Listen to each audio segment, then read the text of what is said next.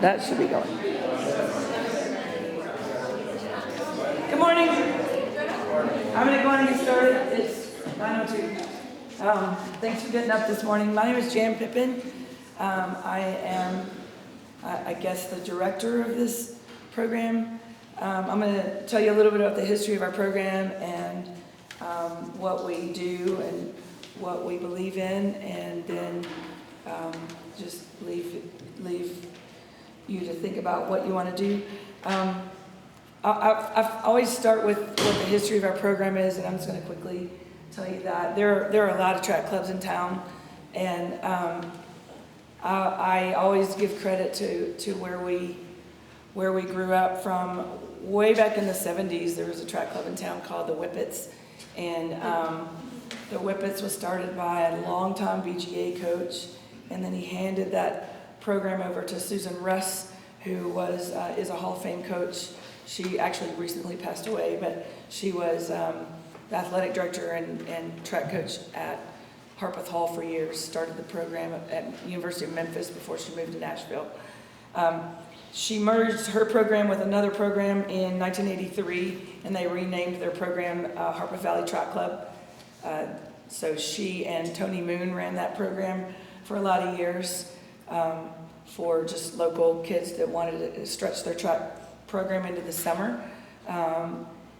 In the late 80s, they absorbed another team called the Tennessee Track Club, and the coach of that team was Bill Etheridge, who was like the pole vault guru in town before Brandon Grass and Knox Perry emerged on the scene.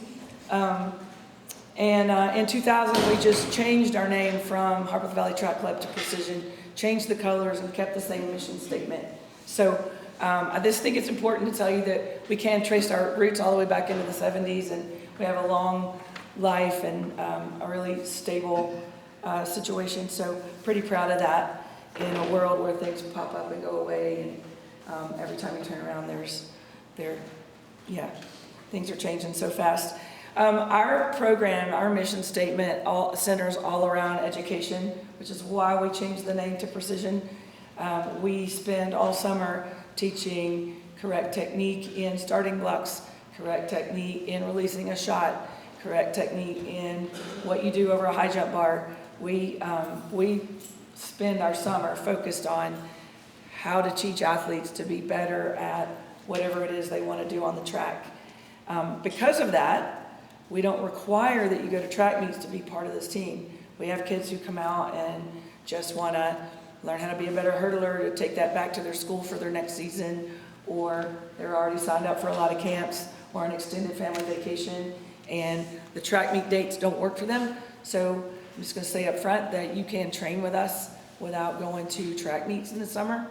Oftentimes when you hear people say AAU, they recoil because sometimes AAU athletics can consume your life, and because of the way we focus and what's important to us and our team, we feel like we have a pretty good balance and keep some reality in our lives.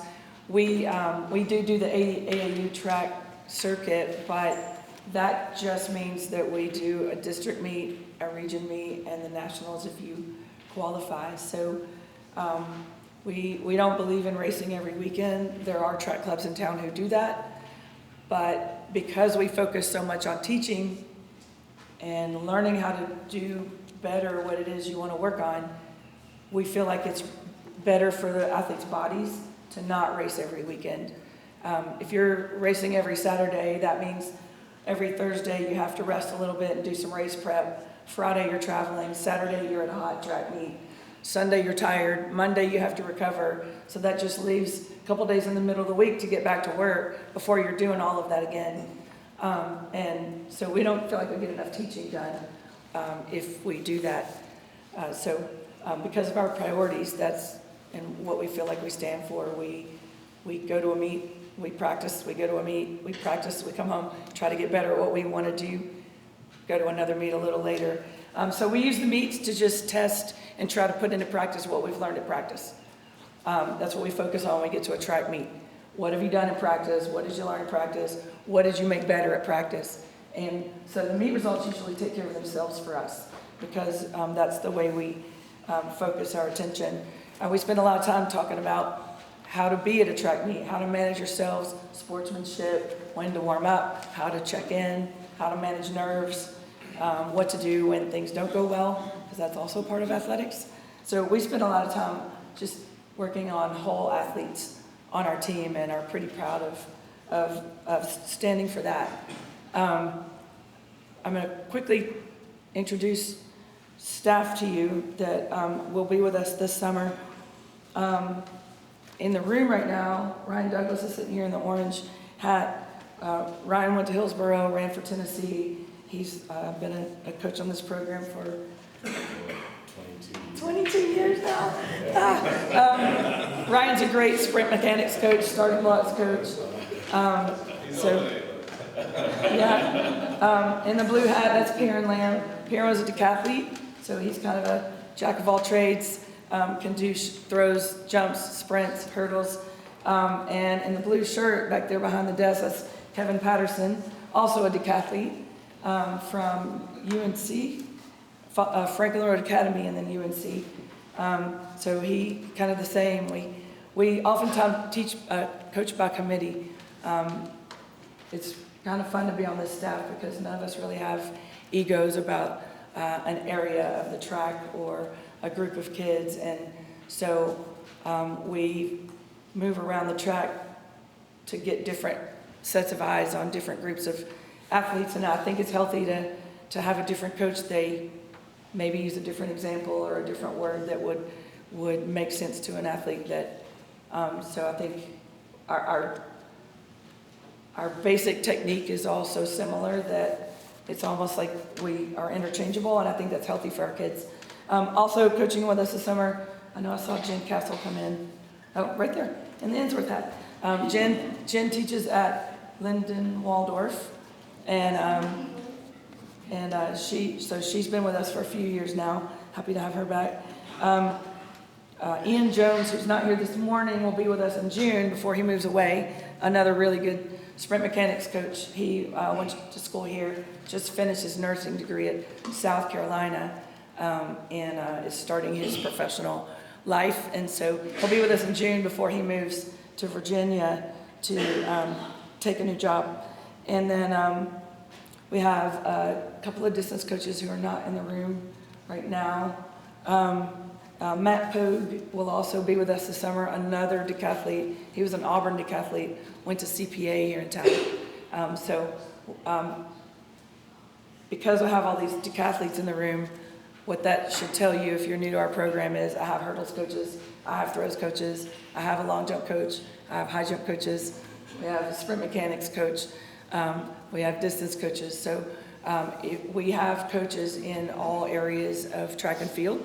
So if you're here for a specific area of track and field, we can instruct your athlete in that area. Our throws coaches, I know for sure that I will have a young woman named Victoria Caldwell on our staff this summer. I'm still working on two others that I'm waiting for confirmation. Brock Carlson has been our throws coach for the last few years. He is finishing up his last year at Tiffin University as a thrower. He just threw 57 feet at his conference meet. That was a big PR for him as a senior graduating, so that was exciting. But he's going to be looking for his first big boy job, and so if that's back in Nashville, he'll be back with us, and if it's not, obviously he won't be. So I don't know about Brock yet, still waiting, but I know we'll have Victoria, and we may have a friend of hers who also was a college thrower here in town. So we have good coaches. That's what I was trying to say to you, is we have really qualified coaches in all the areas of track and field. Really proud of the staff. We practice 3 afternoons a week. I'm going to give you all this in paperwork later so you don't have to write it down. We practice 3 afternoons a week, Monday, Tuesday, Thursday. Practice starts at 5. Practice is from 5 to 7:30. Yes, that's a long practice time. Here's why. Everybody warms up together at 5 o'clock. And then we split into technique groups, and we send each group to a technique area for 30 to 40 minutes. And then we flip them and we send them to a different technique group for another 30 to 40 minutes, and then everybody runs a workout at the end of that time period, and then we cool down and stretch. And what I mean by technique session is you might work on starting blocks for 40 minutes, and then you might go work on your technique in the air over the high jump bar for 30 or 40 minutes. You might go throw, if you're a decathlete, you might go through a shot for 30 or 40 minutes and then come back and work on long jump. So we try to do 2 technique sessions a day and then run a workout. When we run workouts, we try to match athletes with other athletes that give them good training partners. We start by doing that in age groups, and then after we get to know your athletes, we sometimes mix age groups and move people up and down so that all of that, the athletes are in groups that make them comfortable for training purposes, to challenge them a little bit and give them somebody that they're comfortable running with. So that's how we divide practice up, and we do that every day. We don't have an attendance policy because it's summer, and sometimes you have a birthday party or vacation, or so there's not, if you miss this many practices, you're off the team. We don't have any kind of a policy like that. I do ask that if your athlete's going to be gone for a week or whatever, I'd like to know that simply because so that I know that they're safe and they're not sick and nothing happened. But we don't enforce any kind of discipline or penalty or anything if you're not at practice, other than you just miss the instruction that we give while you're gone. So there's that. We run in the rain. We practice in the rain. It's an outdoor sport. Sometimes it rains. So the only time we will cancel or delay practice is if there's lightning within 10 miles. I have apps on my phone that blow up my watch when there's lightning in the area, and so if that happens, then we have to, the rule is that you're supposed to delay 30 minutes.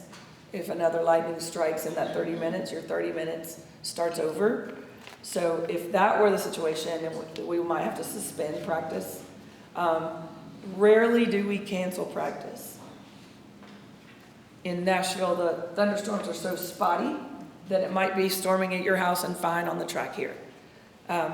If you live far away, I know gas is expensive, and if you don't want to risk it because the weather looks ominous, that is completely your call.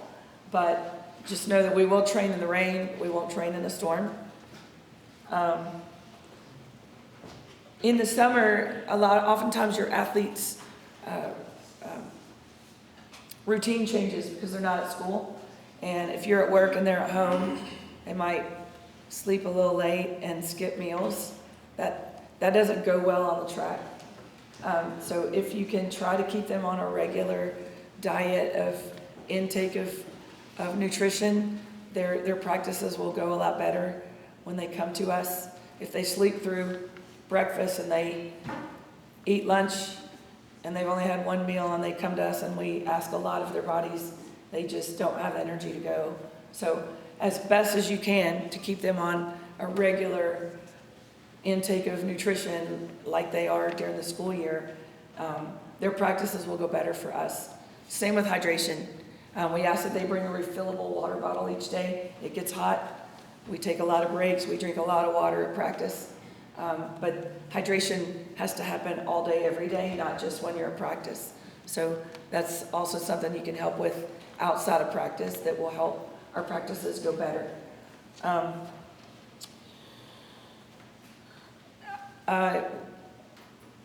If your athlete has been in the training shoes that they're in right now for a whole season or more than a season, it might be time to buy new shoes.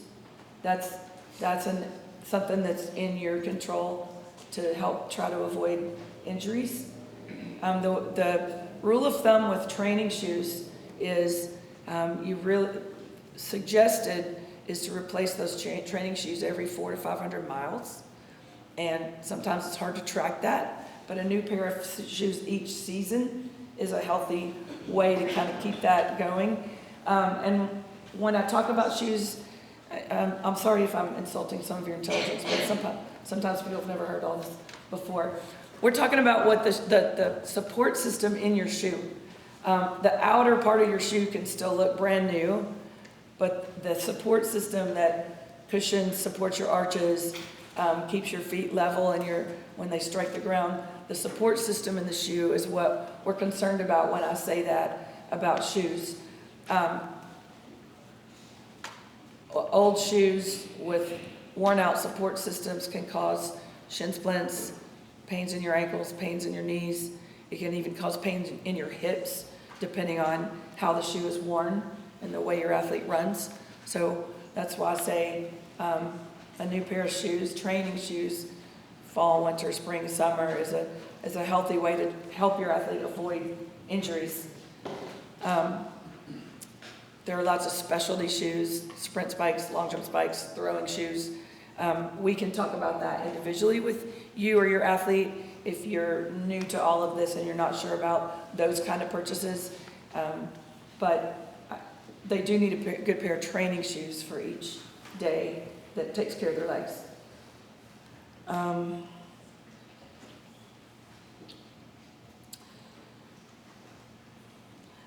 In summer track, if you decide to go to the track meets, your athletes are divided by how old they are to be put into their races. And if you are 14 or under, those age groups are single groups, single year age groups. And then when you get to 15 years old, they're 2-year age groups. Those age groups are determined by your birth year. So if you're born in November and you're turning 15 this year, you have to run in the 15-16 age group. So it's determined by your birth year, not how old you are right now. But 14 and down, they're single age groups, down to 8, and it's 8 and under is the youngest age group. And then 15, 16 run together, and 17, 18 run together. So that's how the competitions are divided. The track meets are a competition series, so you can't jump into the track meets in the middle of the summer if you miss the first track meet. You have to go to the first track meet to qualify into the second one, to qualify into the third one. So the qualification from the first meet into the second meet, I think it's 16 in each event, top 16. So that's a big group of people. We usually have just about everybody who goes with us make it into that next track meet. The next track meet is much more competitive, and the qualification is a lot more stringent. At the next one, the second track meet is called the National Qualifier, trying to qualify into the AAU Junior Olympics at the end of the summer. And the qualification for that is, I think, top 4 in the multi-events. I'll explain what that is in a minute. And then I think it's top 4 in the field and top 6 in the running. I'll confirm that for you, but it's a lot more competitive. And then the last meet is the AAU Junior Olympics, which this summer are at Drake University in Des Moines, Iowa. So I mentioned multi-events, and I every year I have confusion about that. Multi-events means triathlon, pentathlon, heptathlon, decathlon. That's an opportunity if your athlete is new to track and is interested in lots of things. That's an opportunity to try a lot of things in a really low pressure situation. The pentathlon, the environment at the pentathlon, decathlon days on the track are much more relaxed, much more nurturing than the open track meet is. So if you have a new athlete who's interested in trying lots of things, that's something you should consider. It does not count as one of the event limits. There's an event limit for each athlete, and that's to protect their bodies. But that multi-event competition doesn't count as one of those events, so it's a way to add extra events to your athlete's schedule to allow them to try a lot more things, especially if they're a new athlete. So what that, for a 10-year-old, they do 3 events in a triathlon. It's all on the same day. They high jump, they throw the shot, and the girls run the 200, the boys run the 400. And then when they turn 11, They moved to a pentathlon. That's 5 events all in the same day. So 11 through 14-year-olds do a pentathlon. That's hurdles, high jump, long jump, shot, and the girls run the 800, and the boys move up to 1,500 meters. And then when the athletes get to be 15 years old, the 15 through 18-year-old girls do heptathlon. So that's 7 events over 2 days. And the men do decathlon, 10 events over 2 days. So I can explain more about how that works if you're interested in that. But when you're filling out forms for me, I use the word multi-events. That's what that means. So that doesn't mean, are you going to do the 100 and the 200? Multi-events is a separate entry and a separate competition. So when you see that term, I just want you to know what that term means.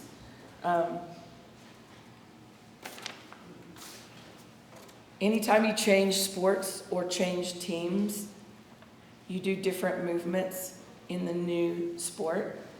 So your athlete, even if they're in great shape right now, might come home sore the first few days of a new practice with a new team.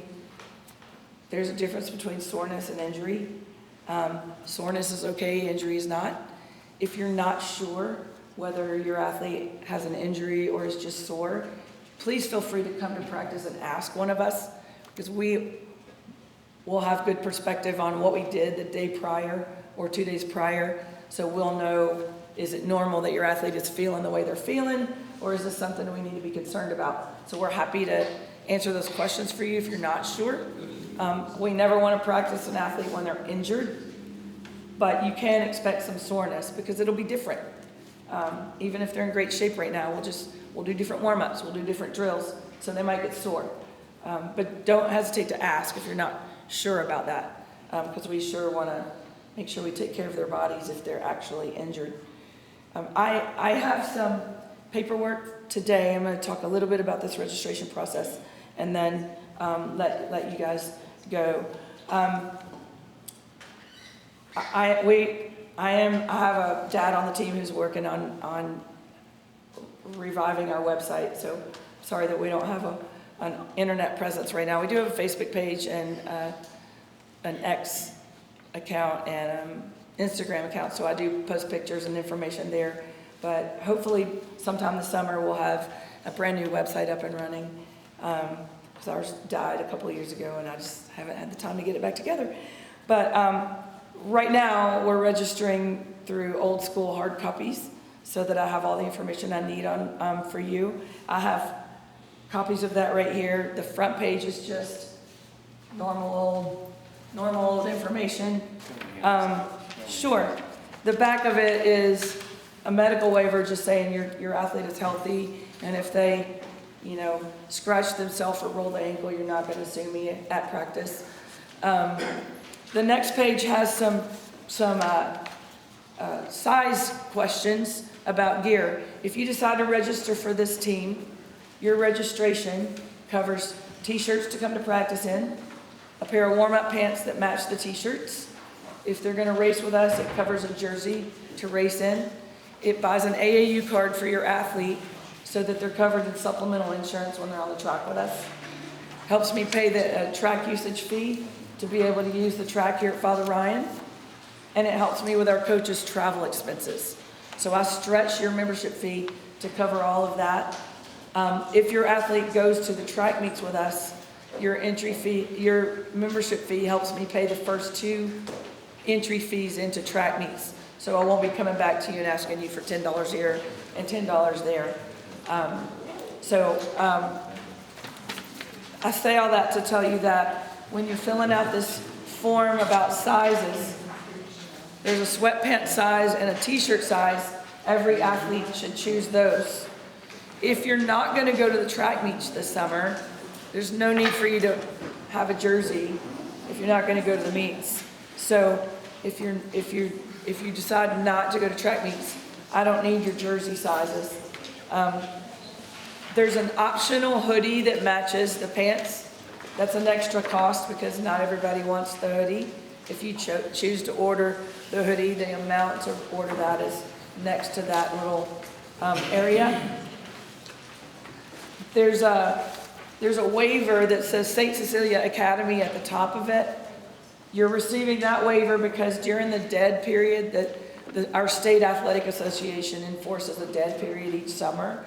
And oftentimes, school campuses will completely close their athletic facilities during that dead period. And all of their coaches, that's when they take vacations and do other things with their family. Father Ryan is going to close their campus during the dead period. So during the dead period, we're going to go over a practice at St. Cecilia Academy. And St. Cecilia requires this waiver on every athlete that doesn't go to St. Cecilia who practices at their athletic facility. So that's why you have a St. Cecilia waiver included in this packet. And then the last page has the meet dates. It has the membership fees. It has deadlines. It has locations. And there's a checklist at the bottom for you when you decide which, if any, of the track meets your athlete's going to participate in.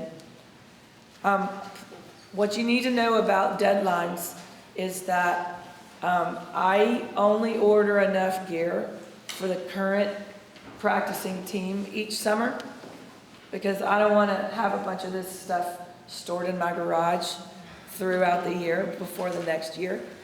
So in order to get our jerseys back before the first track meet, I have to place our order for our gear before the end of May.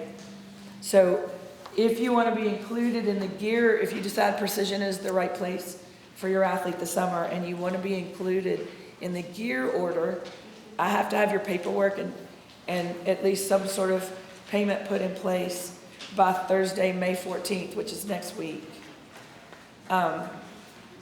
Because I've got to put that gear order in. If you miss that deadline, you can still train with us. You can still compete with us. I just won't order you a jersey and a t-shirt.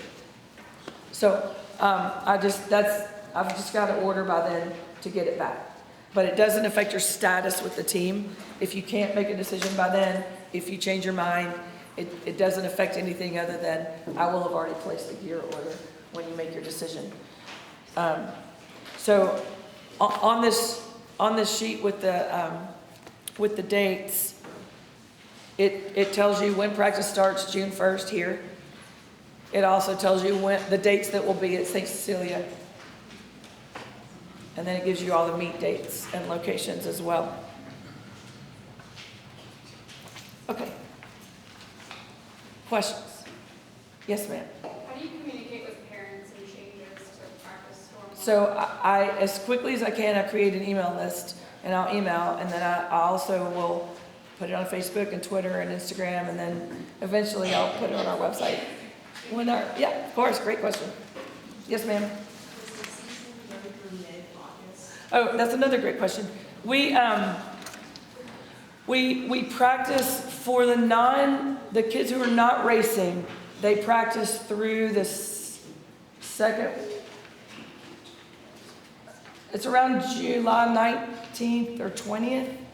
We normally ask that only the kids going to nationals practice those last few practices before nationals, so we can really focus on them right before we go to the national meet. But so most kids would get 6 or 7 weeks of practice before we cut the team down to the national team. Anything else I can help people with? Yes, ma'am. There is a meet in Nashville as well as the one in Knoxville. That's the first qualifying meet. If there's the ability to compete in both, right?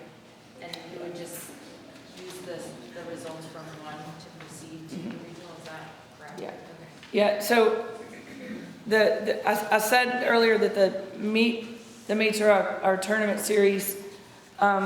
The meet that we choose to go to as a team is the June 13th meet in Knoxville, the first entry level meet. The reason we choose that is we're not even going to start practice till June 1st. It takes us a little bit of time to get to know your athletes, get them in the right events, get them accustomed to us, and get some work done before we go to a competition. So that's the reason we chose the June 13th meet as a team, as the entry level meet. Ms. Angus is saying that there's a meet in Murfreesboro maybe. But I think it's a week earlier, and I won't have gear back. We barely know our athletes' names, so as a group, we don't support that meet. If this meet on the 13th doesn't work for your family, and you need to do a different date, I can help you with that. You can do both. If you do both, I would probably ask you to pay one of the entry fees, so I didn't pay them both. But as a team and as a coaching staff, we'll be at the meet on the 13th and not the earlier meet. And that's why. We just want to have a little more time to get ready and get to know your athletes before we go into a competition setting. Yes, ma'am? So if we have a new to track kid, and we sign up for the multi-events, Yes, that's those are the dates then that we look at, right? Like they don't do both? They could do both. They can? You can, Okay. yeah. So if you are 12, if you have a 12 and under athlete, they can do 3 events in the regular track meet. Okay. And they could also do the multi-events, which doesn't count as one of your 3, because it's considered a separate entry. So then I circle both? Is that? Sure, if you want. If you can I for just now, wanna and we do can it, talk through it later. Figure it out later? Yeah. Okay. Yeah, you could for now, and we can talk through it later. Anybody have another question? Jan, you might have mentioned, or somebody might have asked about pole vault that you had talked about